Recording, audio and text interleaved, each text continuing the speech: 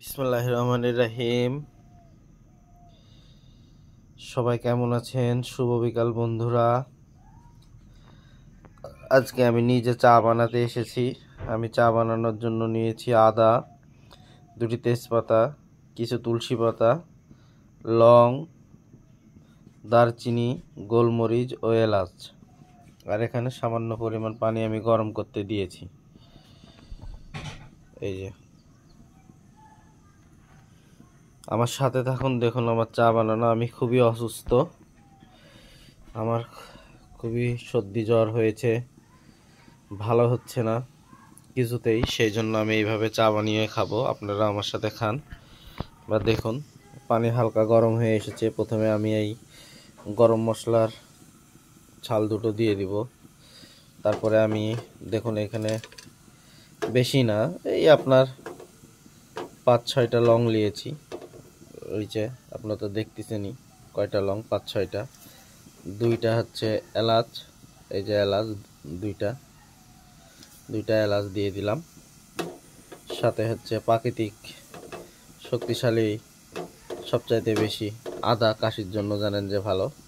এই যে আদা আমি এইভাবে কুচি করে নিয়েছি, এটা দিয়ে দিলাম। তারপরে হচ্ছে তেজপাতা, কাশির জন্য খুবই ভালো যে তেজপাতা, এই যে আমি গোটাই দিয়ে দিলাম। আর হচ্ছে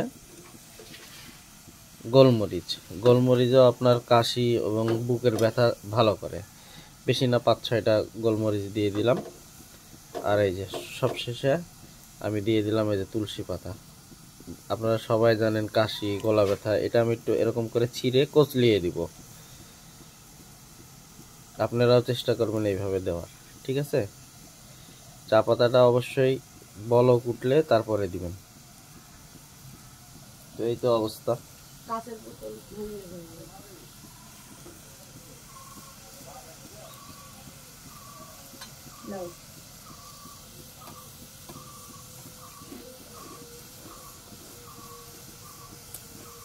দারুন, একটু গরম হোক, আমি ফিরে আসবো একটু পরে। বিসমিল্লাহ। এখন আমি চা পাতা দিয়ে দেবো খুবই সামান্য পরিমাণে। আসলে বেশি চা খাবো না, বেশি লিকার দেবো না, তাদের শরীর আরও খারাপ হয়ে যাবে করা, যেহেতু চার সাথে এইসব খেতে ভালো লাগে সেই জন্য। আসলে মধু দিয়ে খাবো, চিনি ব্যবহার করব না।